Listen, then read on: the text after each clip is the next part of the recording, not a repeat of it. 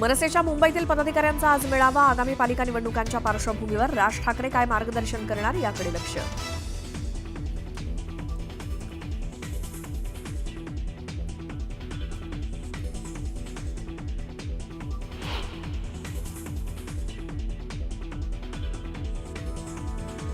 महायुतीच्या समन्वय समितीची आज बैठक. महामंडळ वाटप आणि इतर मुद्द्यांवरती होणार चर्चा.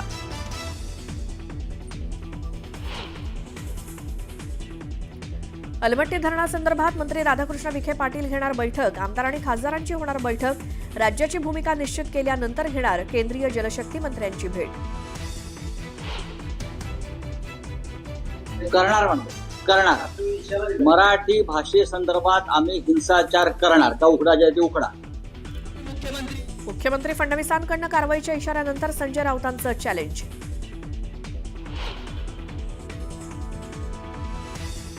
सरकारचा पैसा आहे, आपल्या बापाचं काय जातंय. संजय शिरसाट यांचं पुन्हा वादग्रस्त विधान. तर मंत्री गमतीत बोलतात त्याचा वाव नको. फडणवीसांकडून पाठराखण. महाराष्ट्रात मराठीचा आग्रह योग्यच, पण मारहाण केल्यास कारवाई करू. मुख्यमंत्र्यांचा ठाकरेंना थेट इशारा. तर निशिकांत दुबे मुंबईत आल्यानंतर त्यांच्यासोबत चुकीचा प्रकार होऊ देणार नसल्याचं वक्तव्य. जम्मू काश्मीरच्या कुलगाममध्ये सुरक्षा दल आणि अतिरेक्यांची 4 दिवसांपासून सुरू आहे चकमक. आतापर्यंत 3 दहशतवाद्यांचा खात्मा. परिसरात सर्च ऑपरेशन जारी.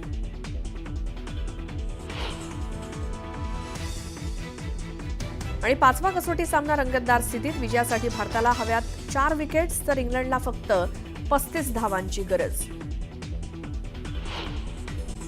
पवार कुटुंबाच्या राजकीय वाटा वेगळ्या असल्या तरी कौटुंबिक आणि नातेसंबंधातील जिव्हाळा आजही कायम आहे. त्याचा प्रत्यय वारंवार येत असतो. काल मुंबईमध्ये पवार कुटुंबातील नात्याची घट्ट वीण पुन्हा एकदा समोर आली. विधानसभा निवडणुकीत राज्याचे उपमुख्यमंत्री अजित पवार यांचे प्रतिस्पर्धी असलेले युगेंद्र पवार यांचा साखरपुडा सोहळा पार पडला आणि यावेळी शरद पवार, अजित पवारांसह संपूर्ण पवार कुटुंबीय एकत्र आलं होतं. पाहूयात.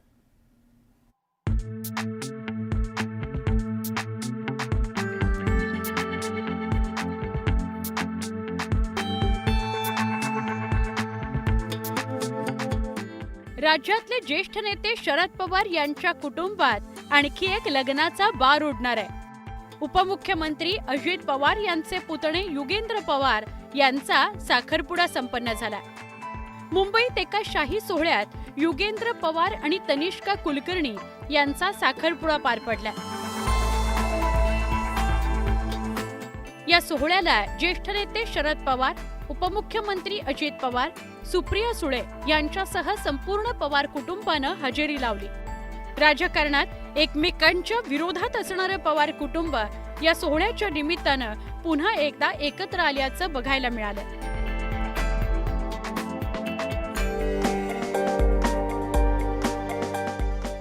काही दिवसांपूर्वी अजित पवार यांचे सुपुत्र जय पवार यांचाही मोठ्या थाटामाटात पुण्यात साखरपुडा झाला. त्या निमित्तानं ही संपूर्ण पवार कुटुंब एकत्र आलं होतं. यावेळी शरद पवारांचं स्वागत करण्याकरता स्वतः अजित पवार गेले होते. जय पवार यांचं लग्न ठरताच त्यांनी शरद पवार यांना भेटून आशीर्वादही घेतले होते. आणि त्यावेळी शरद पवार यांच्या पत्नी प्रतिभाताई पवार, खासदार सुप्रिया सुळे आणि कुटुंबातील इतर सदस्य उपस्थित होते. याचे फोटो सुप्रिया सुळे यांनी सोशल मीडियावर शेअर केले होते.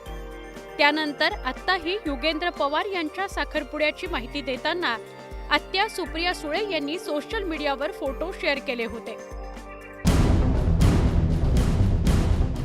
राष्ट्रवादी काँग्रेसमध्ये फूट पडल्यानंतर युगेंद्र पवार यांनी शरद पवार यांची साथ देत राजकारणात सक्रिय होण्याचा निर्णय घेतला होता.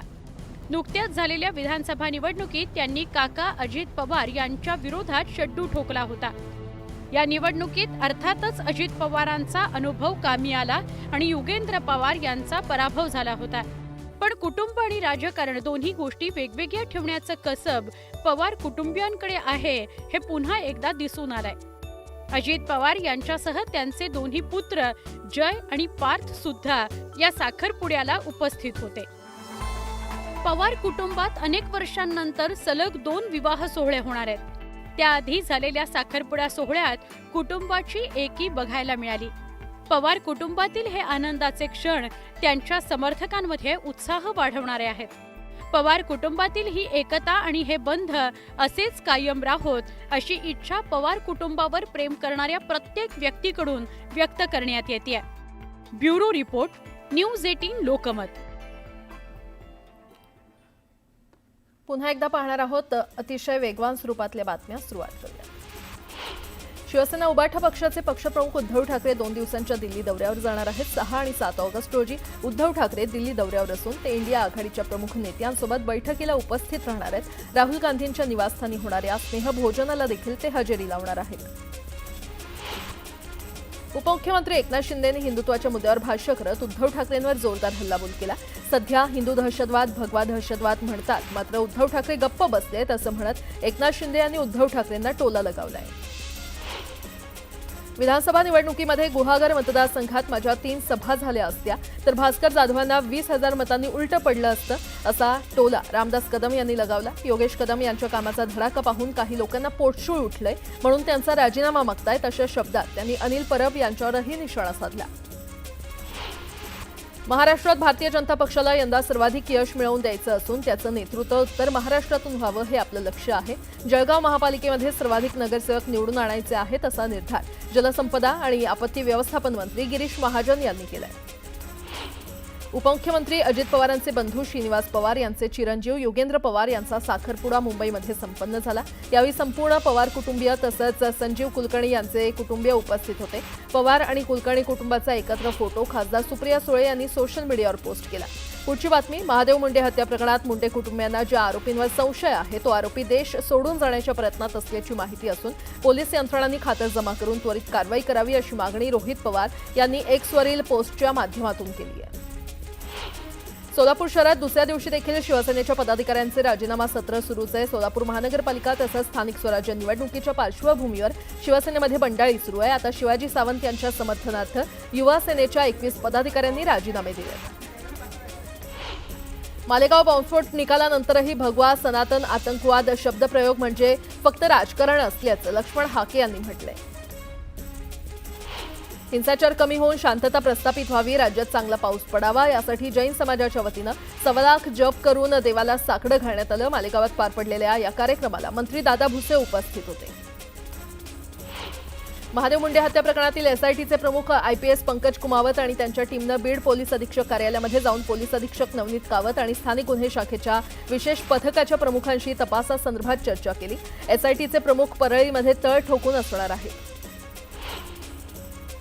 मनोज जरांगे पाटील बीड शहरातील हॉस्पिटलमध्ये एका रुग्णाला भेटायला गेले असता लिफ्टचा अपघात झाला. लिफ्ट पहिल्या मजल्यावरून थेट जमिनीवर आदळली. यामध्ये जरांगे पाटलांसह त्यांचे सहकारी थोडक्यात बचावलेत. बुलढाणा जिल्ह्यातील भोन गावात असलेल्या भूमिगत बुद्ध स्तूप परिसराला प्रतिबंधित क्षेत्र म्हणून घोषित करण्यात आलंय.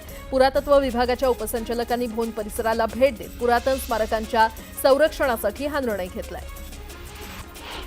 जुन्या पुणे मुंबई महामार्गावर अमृतांजन ब्रिजवर हुल्लडबाज तरुण स्टंटबाजी करताना दिसून आले. वाहतुकीच्या नियमांचं उल्लंघन करून वर्दळीच्या महामार्गावर धोकादायक स्टंट करणाऱ्यांवर कारवाईची मागणी होती आहे. अनधिकृत बांधकामांवर कारवाई करण्यासाठी गेलेल्या अतिक्रमण विरोधी पथकासमोर 3 वर्षाच्या मुलाला इमारतीवरून खाली फेकण्याची धमकी देत शिवीगाळ करण्यात आली.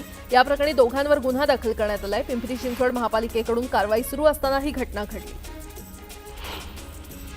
पंढरपूर शहरातील मुख्य रस्त्यावरील रेल्वे अंडरपास दुरुस्तीसाठी 20 दिवस बंद राहणार आहे. पंढरपूर रेल्वे प्रशासनानं हा निर्णय घेतलाय. त्यामुळे आता वाहतूक सरगम चौक आणि टाकळी रोड अंडरपासकडे वळवण्यात आली आहे.